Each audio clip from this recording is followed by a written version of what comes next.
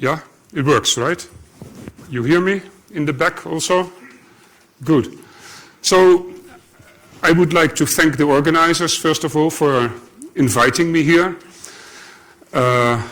It's a big honor, and I wasn't aware that there would be so many people in the audience. So it's great for me to be able to talk about my joint work with Guido Lido. He is sitting here, but you have seen him already, I think. I get four lectures about it, so I don't want to go fast. I also want to say a few words about how it came that I am speaking here now, because originally I was not on the program. It was Stefan Müller who would be a speaker here. But Stefan decided, I think in end of November or beginning of December, that he did not agree with the NSA funding for this school. And so after some discussion, he withdrew, and then I was asked by the organizers to step in. But it made me think a bit about this funding issue. So I also made sure that Stefan was okay with me stepping in for him, so that's fine. But I think it is good that people are aware of potential issues, and that everybody who works for institutions like this keeps the right ethical standards, right? And we should sometimes have discussions about that, but not now. So that's the introduction. Then we can start. So my lectures are about what is called geometric quadratic Chabauty. I don't know anything for the moment about higher non-abelian Chabauty, but I want to explain in my first lecture how you can do quadratic Chabauty in a geometric way. And part of this is yesterday during the lectures by Bjorn, I had pity on the Jacobian. The Jacobian has been accused of being bad.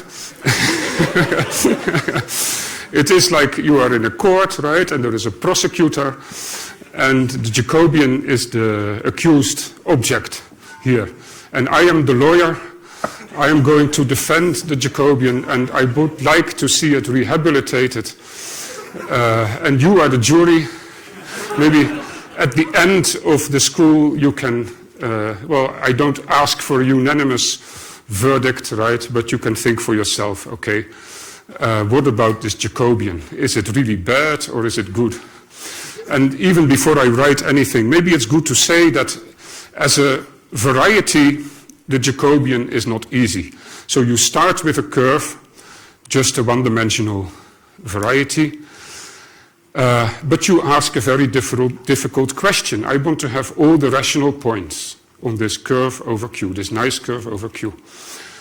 But that is, as Mignon said, that's a finite set, and those are the most difficult things in mathematics. So the Jacobian helps you finding all the rational points because its rational points have a structure. It's an abelian group, finitely generated abelian group. And that is much better to work with, but the price you pay is that the dimension, as a variety, it is of dimension G. And so my point is that as a variety, the Jacobian is not easy, but we do not need it as a variety. We are just going to use points with values in Q, with values in finite fields Fp, maybe finite extensions of that, and also mod p squared. And as far as I'm concerned, that's the only things that will show up in calculations, right? So we will speak about the Jacobian as an arbitrary variety, but when in the next lectures, in the last two, I think, I will try to make my point that doing computations in the Jacobian is not that hard. But you do not want to give an embedding of the Jacobian in a projective space and then do something, because then the dimension of your projective space will probably grow exponentially in the genus. Okay, so C C is our curve, and let us say, I think the notation, the terminology has been introduced. This is a nice curve over the rationals. And we want to find all the rational points. And we are assume that we have a base point in our curve. Then we can use that base point to send the curve into its Jacobian, the accused object, by sending, say, a point P to the class of the line bundle O of C, this P minus the base point, right? That is how you would, and the genus should be bigger than 1. Okay? That is what the situation. And we saw that if you want to do Chabauty, that there is a problem. So Chabauty has a problem if the rank is not less than the genus. Because the Jacobian has not enough, so so the diagram is always this. You look at C of Q, this goes into C of QP, this goes into J of QP, this goes into J of Q, and then, there is not much room in between, but I take the closure in there, right? I know that the rational points are contained in the intersection of the closure of the rational points in J of QP with the p-adic points of C. But if R is at least G, then this will be equal, probably. So you want that this is strictly smaller than this, and that is a problem, right? This can be equal, will usually be equal then. And so, instead of saying that the Jacobian is no longer useful to us, I think we can try to improve it. So the idea is replace J by something bigger, of higher dimension.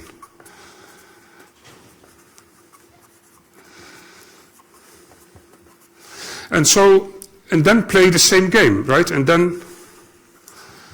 then play Chabauty game. Especially you take in this higher dimensional object, you're going to embed the curve, you take the p-adic points of the curve, and you intersect with the closure of the Q points of your higher dimensional object. So the question is then, what can we take?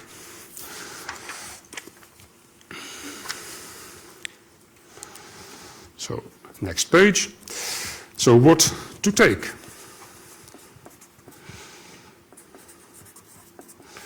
Well,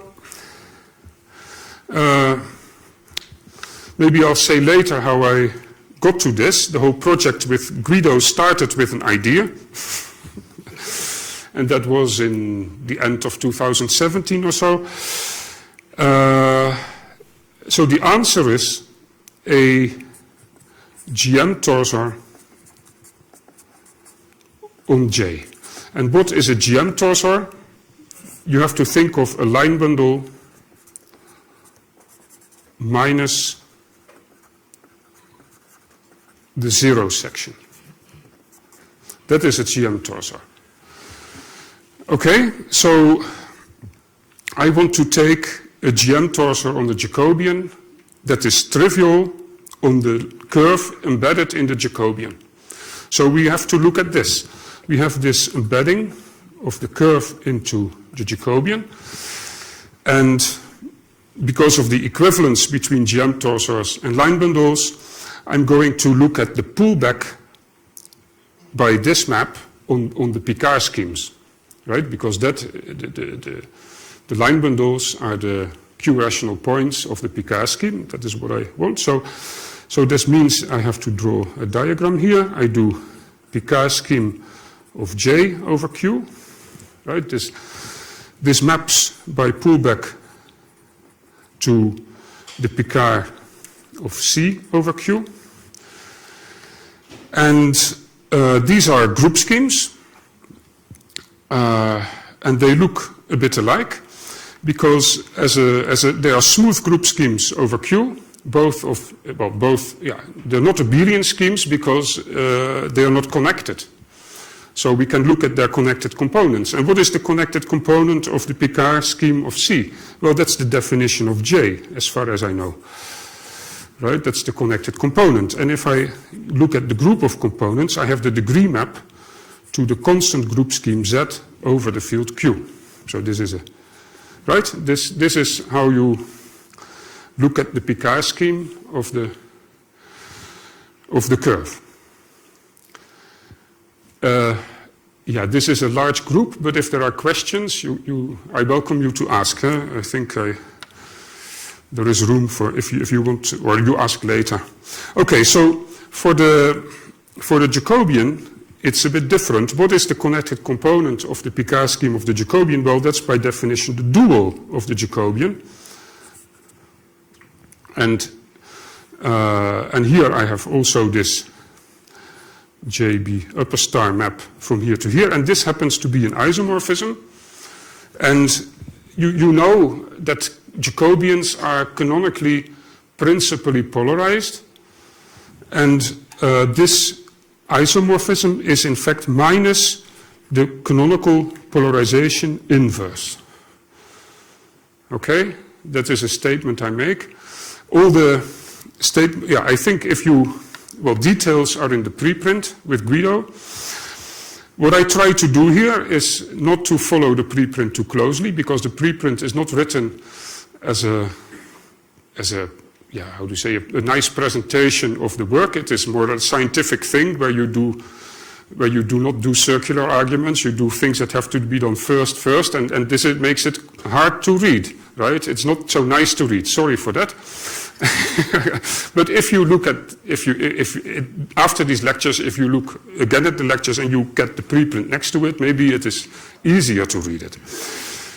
Okay, so what is the group of connected components of the Picard scheme of the Jacobian? Well, this is called the Néron-Severi group scheme of J over Q.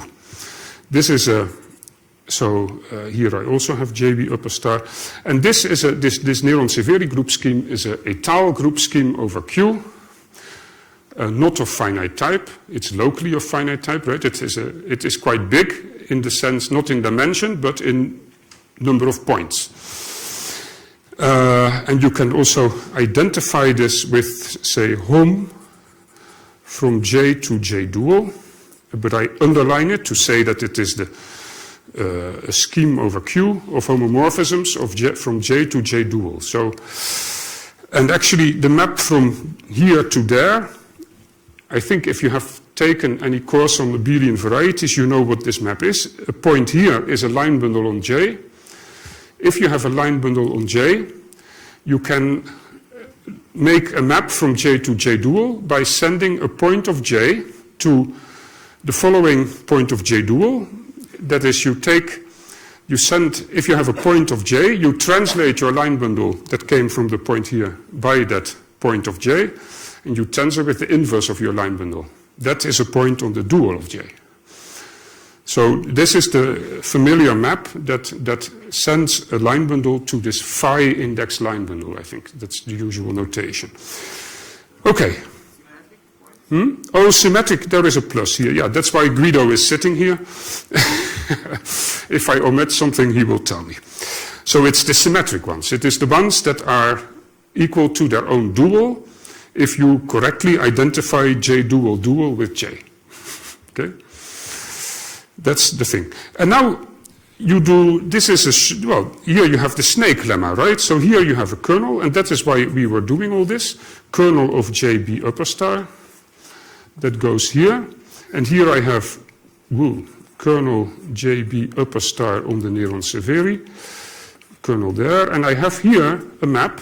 And because the kernel here and the co-kernel are both 0, this is also an isomorphism. So that gives me information about the kernel on the Jacobian, right? From the Picard group of the Jacobian to the Picard group of C. Actually, it would be nice to have this to know what this map is here.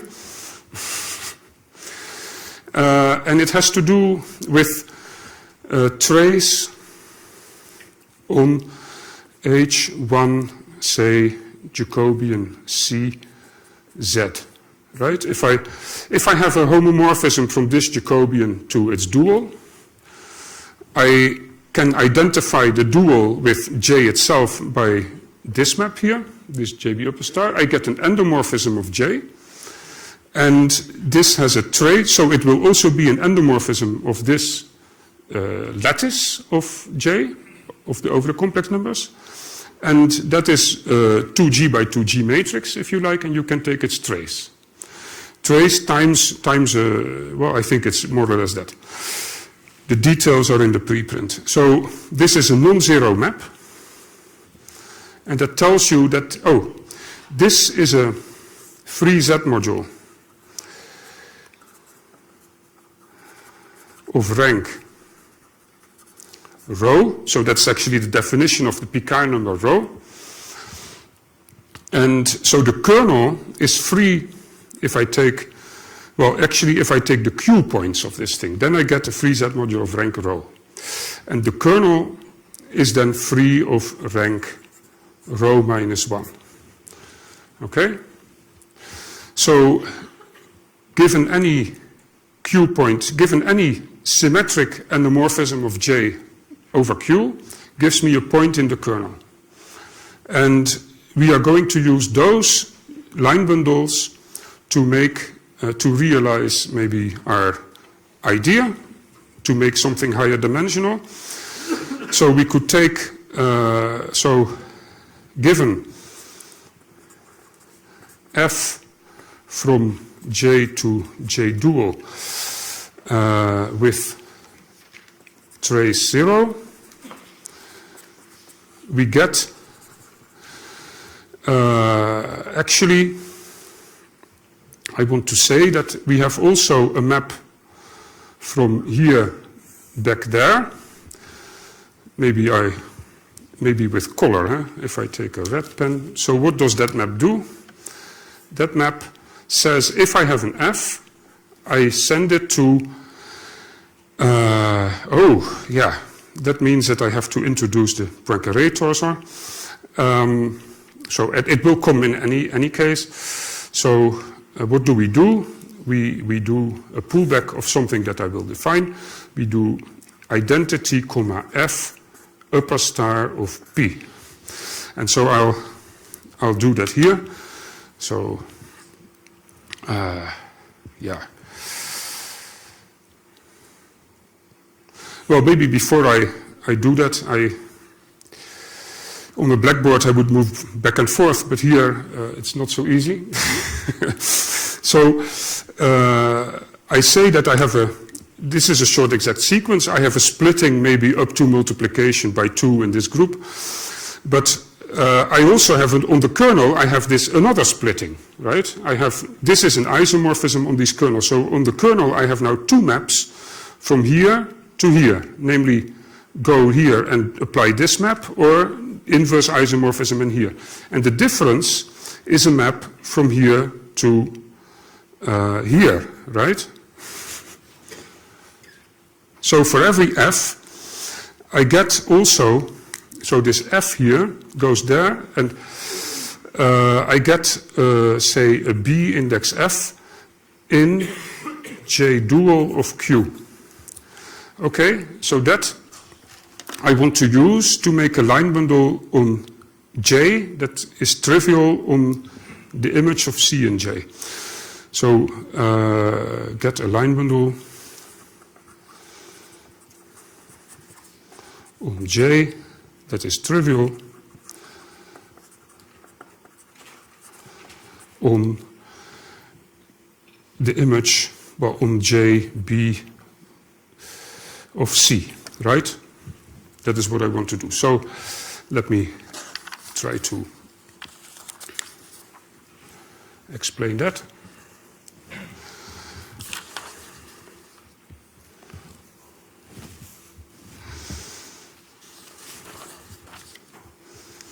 So here we have 2.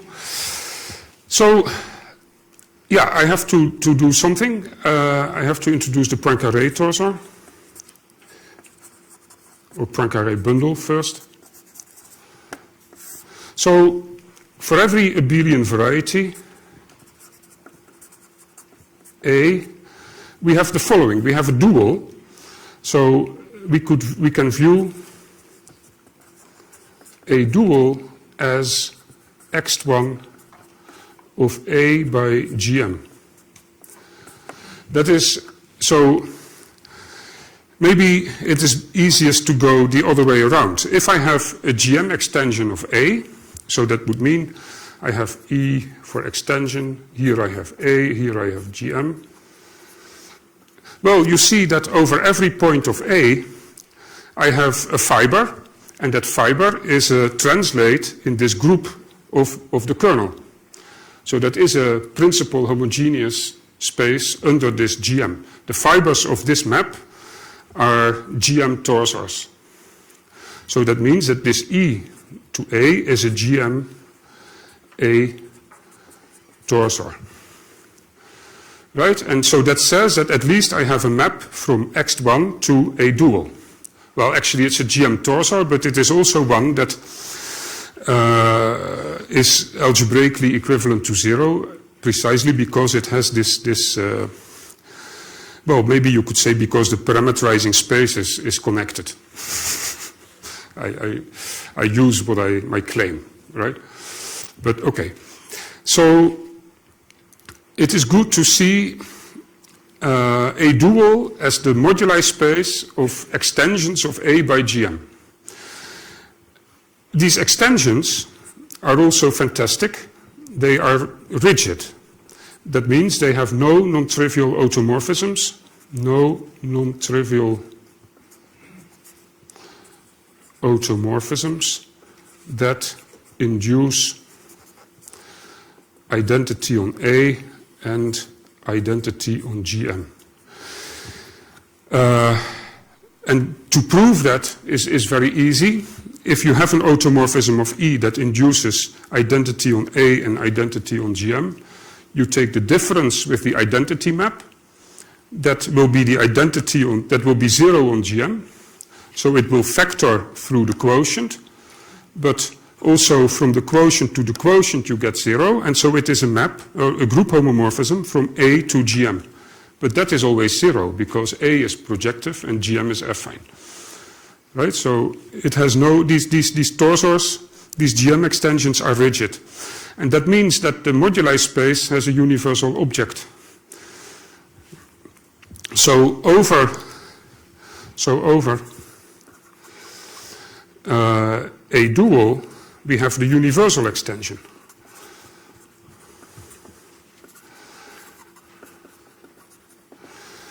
I have say, oh, and that is P cross. This is the Poincaré torsor.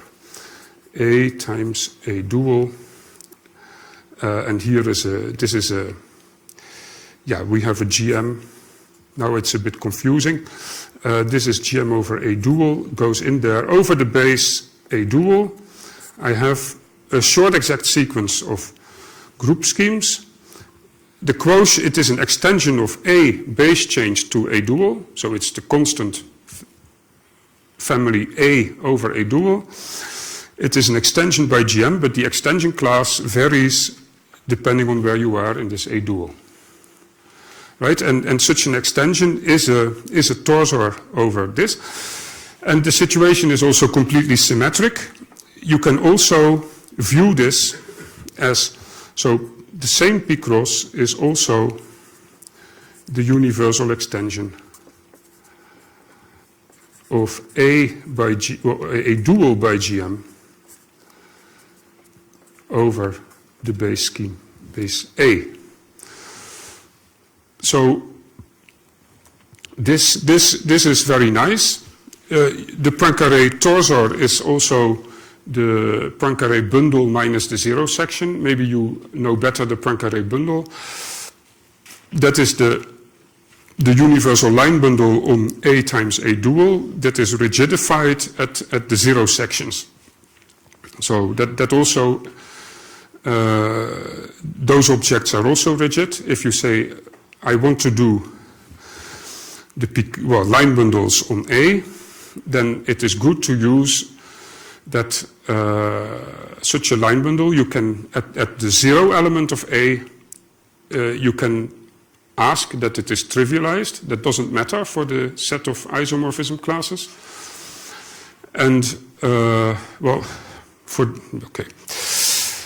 But then you have the same situation, that the objects have no non-trivial automorphisms, and you get a universal object. And it is at the same time the universal line bundle on A indexed by A dual, or the other way around. And so here you have the Poincare bundle for any abelian variety. So for J, let me go to a new page. Oops.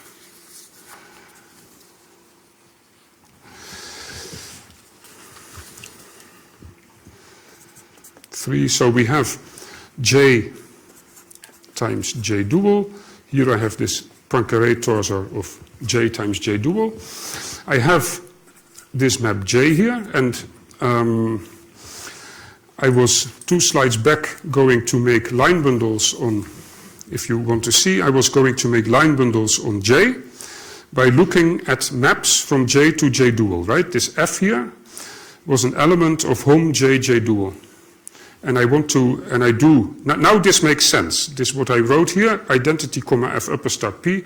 I'm going to copy it to this slide. So here I have a map, identity, comma, and now actually I also want to do this translation. Here I did not only have a map F, but I also got a point B index F in J dual of Q. Right, and so the map that works is the following. You do identity and then translation over this FB composed with the map F, right? That is this map from J to the product of J and J dual. And here, oh, and now what I did, I write PF, yeah, you're right, P index F. Well, I hope this is readable. Sorry, can you say that F is a map F is an element of all J, J dual? Yes. You're mapping it to an element of... So if I have a map from J to J dual, this is this F, then I can make a map from J to the product by specifying the 2 maps, to the map to J and the map to J dual. The map to J is just the identity. The map to J dual is first do F, and then translate over this point PF that was on the other slide there in red. Yeah? Or BF, what is it? BF is, so, okay, let me go back to that. Here I said, on this kernel of the JB upper star on the Néron-Severi group, I have 2 maps to this, I have 2 splittings of this short exact sequence. I have the standard one that goes, that works on all of the Néron-Severi group that I wrote here, and that I think was written here in red. This now makes sense, yeah?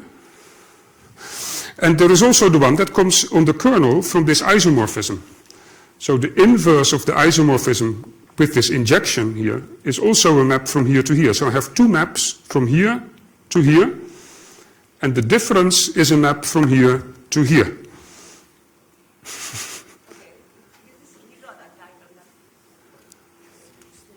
Yeah? Okay. So, and do we have a notation for this? Let's call this T index F, T, it depends on F only, right? T index F here. I pull back this GM torsor to TF, to J, and then I say, well, I have C goes with the JB map into J, and the way that I have done is by construction, this JB upper star of TF. So actually here I can say JB upper star of TF is the pullback here. This has a section. It's trivial because I made it like that. First, I made sure that, so I get line bundles on the curve like that. How do you make a line bundle on a curve trivial? By first taking care that the degree is 0, and then the obstruction is a point in the Jacobian, and that is the point B that I wanted to, that is by a translation, you can make that okay. Right, so this is what we do, and actually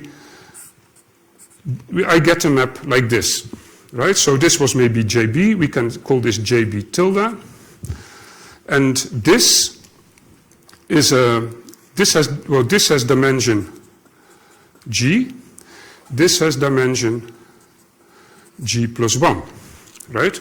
So this is this was the idea to create room for more model Y group in a higher dimensional variety, so that you can still play the Chabauty game. And I used here only one F, but I said a few slides ago that this kernel was free of rank rho minus 1. So you can use rho minus 1 of these things. So what we can do is take a basis, take a Z basis, say F1 up to F rho minus 1 of kernel of JB upper star on Neron Severi. This gives, well, you can write a bigger diagram, J to J times J dual to the power rho minus 1, and here you do identity, comma, translation over, now I still wonder which, oh, it was BF, right? This is not PF, this was BF, yeah, on the other slide that you see still there. So translation over B of F1 composed with F1, comma, blah, blah, blah, comma, translation over B rho F rho minus 1 composed with F rho minus 1. So that is a long story.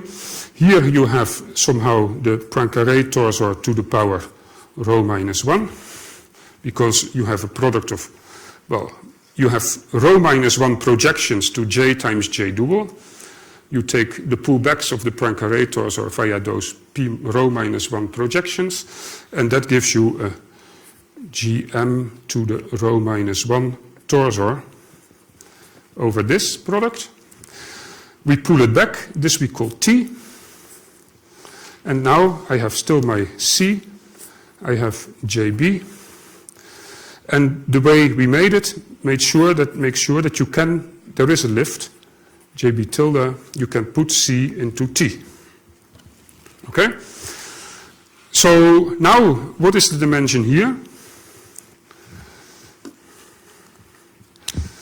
This has dimension, well, G for the base, plus rho minus 1. Okay? So those who have paid a lot of attention to maybe previous talks, so know that this is a crucial number for quadratic Chabauty. So here we have now an object that our curve maps to. Here we want to play, so we play Chabauty game, play the Chabauty game.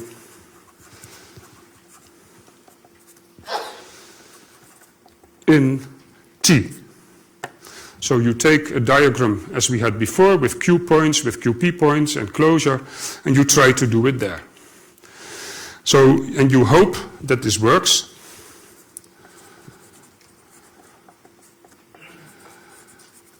If the model Y rank is less than G plus rho minus 1. So we have upgraded ourselves from G to G plus rho minus 1, which is good, because the most wanted curves at this moment are these Jacobians of normalizers of non-split Cartans.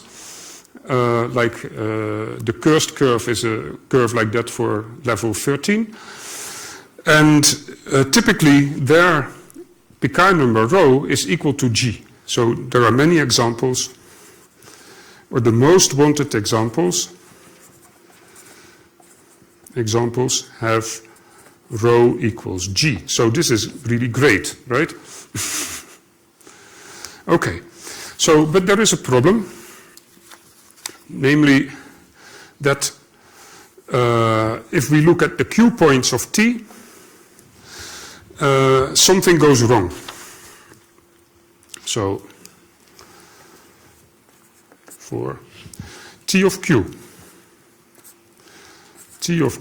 maps to J of Q, and this is a, well, T over J was a GM to the rho minus 1 torso. So this is a Q cross to the rho minus 1 torso. Right here I use that on Q. If you take a Q point of J and you pull back this torsor to Q, then indeed a GM torsor on spec of Q is trivial, right? We know that. Even if I would use some more fancy topology. But here I used a Zariski topology. I forgot to say that. All my torsors are completely elementary in the way because they are GM torsors. Even if you would think of GM torsors for some étale topology or FPQC, they would still be trivial for the locally for the Zariski topology. So I'm not doing very elementary things here with these torsors. Okay, so, but what is Q cross as a group is quite huge, right? This by unique factorization, this is plus or minus 1 times Z to the power, well, power, actually it's a direct sum, set of primes, right? So that is too big. Actually, I made the geometry rho minus 1 higher dimensional, but my group of rational points, say my set of rational points, has become infinitely much more higher dimensional. So that is a very bad idea, actually. But maybe you can tell me how to remedy this, right? How to make up for it. What should I do? Spread out, really good. So this is a big problem. Big problem. Too many Q points in T. So the solution is extend, so spread out means it's the same as extend the geometry over Z. Because then Z cross is really a very nice group, right? This is just 2 elements. So that's what we're going to do. We're going... Before you go on, Yeah? can you just say again why is the pullback procedural? Why is the pullback procedural? Okay, I'm not going to tell you the details of that. You can see in the preprint, but the idea is that the trace condition on the F makes already sure that the pullback of the line bundle gets degree 0. But then you have to kill a line bundle of degree 0. That means something that is a point on the Jacobian. And a point on the Jacobian is the same as a point on the dual of the Jacobian because of this isomorphism. And so it is not a surprise that there is a unique point on J dual, a Q point of J dual, that will help me solve my problem. It means that I have to change the map F from J to J dual. I have to compose it still with a translation to make sure that the line bundle is not only of degree 0, but really trivial. So I don't tell you exactly why, but I just try to make you believe that the ingredients are exactly right. Yeah. So by doing the F and then any point, I would go through all the line bundles of degree 0. And so there is exactly one of them that makes it work. Okay? Maybe if we discuss a little bit more this Poincare torsor, it will become easier. Because I have 10 more minutes, that's very good. Right? Where is Kiran? There, 10, eh? Yeah. So, there are 2 issues, I think. We want to extend the geometry over Z. And the other one is, how can we believe that then the Z points of this extended stuff, of this extended T, is not bigger than what we were having before, that the p-adic closure is still the same dimension as the rank of the Mordell-Weil group. So extending the geometry is not so hard. So from now on everything over Z. So this is important. So I will not change the notation. J will be something over Z. C will be something over Z. I'm just going to tell you what these things are. So C is a proper, regular model of its generic fiber, which is the previous Q, the previous C. Okay? So this is how we extend the curve. Okay? Proper, regular. That exists. There is even a minimal one. The genus is at least 2. These things work. J. This will be the neuron model of its generic fiber. And this is the previous J. And neuron model sounds maybe difficult. Maybe this is even worse than J itself. But I also want to say that this can be made explicit, and we will do that in the last 2 lectures. So this looks difficult, but it is very much related to the Picard functor, and we know what the Picard functor is for such a kind of curve. Okay, so this is not a big problem. So J dual will be the neuron model of J dual Q, and J dual not inside J dual is the fiber-wise connected component of the 0 element. So you know that when your curve has bad reduction, your Jacobian can degenerate into something that has a non-connected fiber at a prime of bad reduction for the curve. And this J naught, J dual naught, is an open subgroup scheme of J, is the open subgroup scheme of J dual, that fiber by fiber just consists of the connected component of identity of the unit element. Okay, so then I have, and why do I take this connected component? Because then P cross is the unique extension of P cross over Q to J times J dual naught as by extension. And now the difficult word has arisen. By extensions. They, I think, yeah, I have to say something about that. And maybe I go back a few slides. Here I still have some room. I was looking at the case of a general abelian variety and its dual. And we had on the product the Poincaré torsor.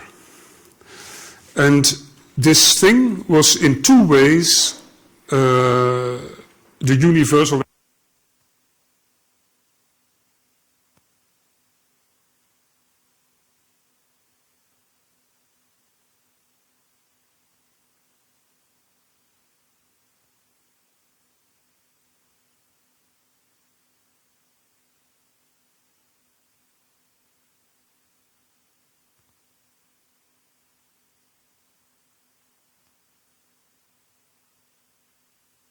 Yeah, I'm back. So sorry for the pit stop. So what about this bi-extension thing? So here, this has 2 P cross here. So is a bi-extension is a GM bi-extension of A times A dual. And that means that you have 2 partial group laws. 2 partial group laws, and they are really already given by what I said. So if you have, so if I write one of them, if I have a point, say, if I have x1, x2, points in A and Y a point in A dual, then I have a group law that says x1 plus in the first variable. So I have a point x1 comma y, and I have a point x2 comma y, both in A times A dual. Oh, and I have, I should have a point, so here, okay, so what should I do? I have here a point z, say z1 in P cross over the point x1y, so this is notation for the fiber of my GM torsor P cross over the point x1 comma y, right? There I have a point z1 and I have a z2 in P cross x2 comma y. Then the fact that y is just a point on A dual, and this is a parameter for the extensions of A dual of A by GM. So I can say, well, y specifies an extension of A by GM, and in that extension I have 2 points z1 and z2. One point mapping to x1 in A and a point z2 mapping to x2 in A. And if I add z1 and z2 in that group law of that extension, I get something that we will denote by z1 plus in the 1 z2. This is in P cross, and then it lives over x1 plus x2 comma y. That is one of these partial group laws, okay? It is just using that my Poincaré torsor is the universal extension of A by GM with parameter space A dual. And you can change things. You can, in the other sense, it also works. I can take 1 point in A and 2 points in A dual and then add there, right? So there are 2 partial group laws. And why am I doing all that?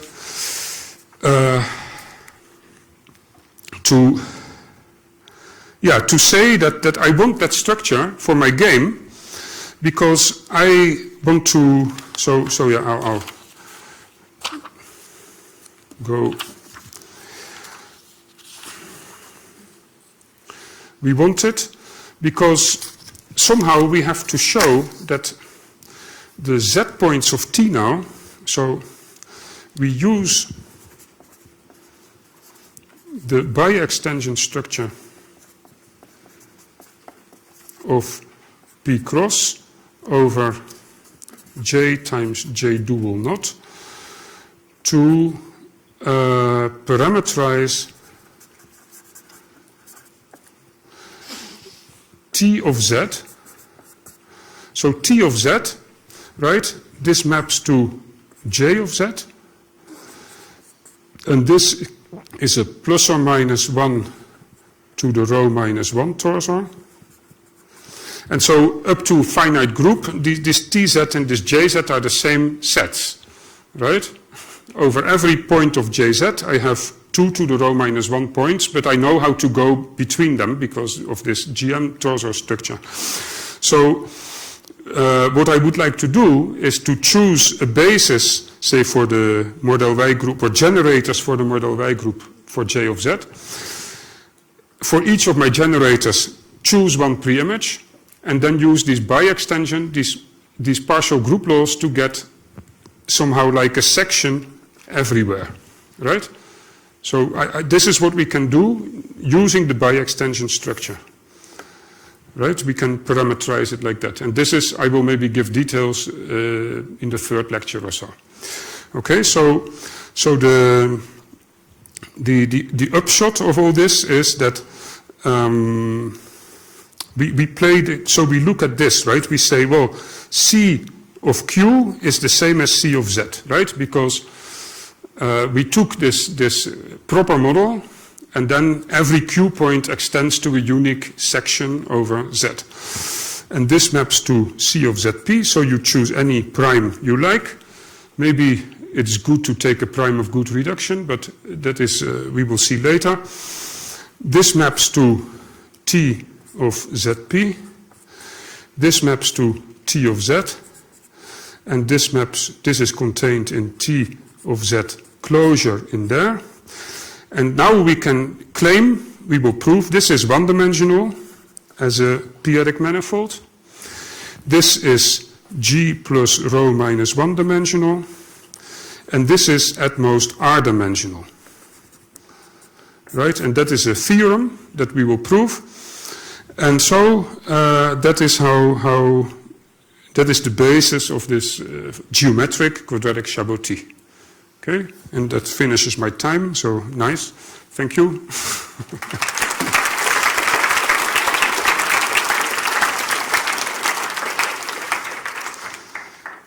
Maybe there are questions. There is a mic.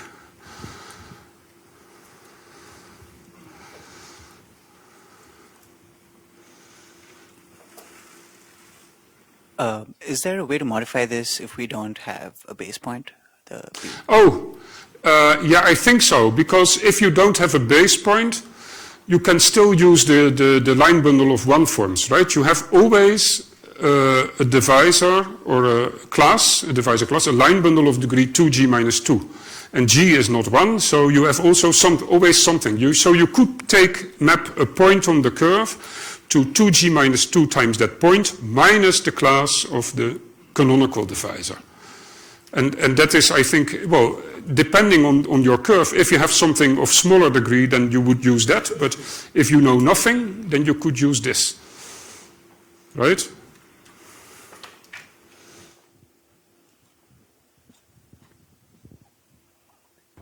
I guess I missed the point where you said there's a big problem because there are too many Q rational points in the tossor. Why would that be a problem? Well, if you want to think, get rid of this, yeah. So this is the difference between projective or proper group schemes and affine group schemes, right? So GM as a group scheme has dimension 1, but its group of rational points is infinite dimensional. As a Z module, right? It has infinite rank. And this is not nice, because then how can you ever play Chabauty in such a situation?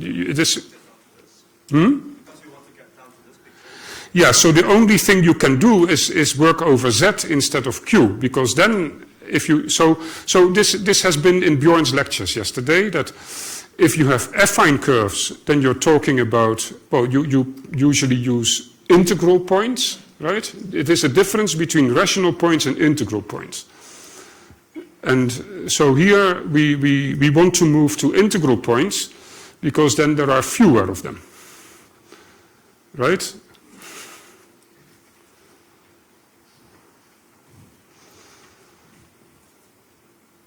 No more questions? Then we have a break.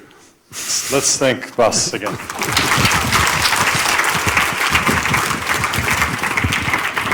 We'll resume at 10:05 sharp. Okay, I forgot to number the last one, but I think I...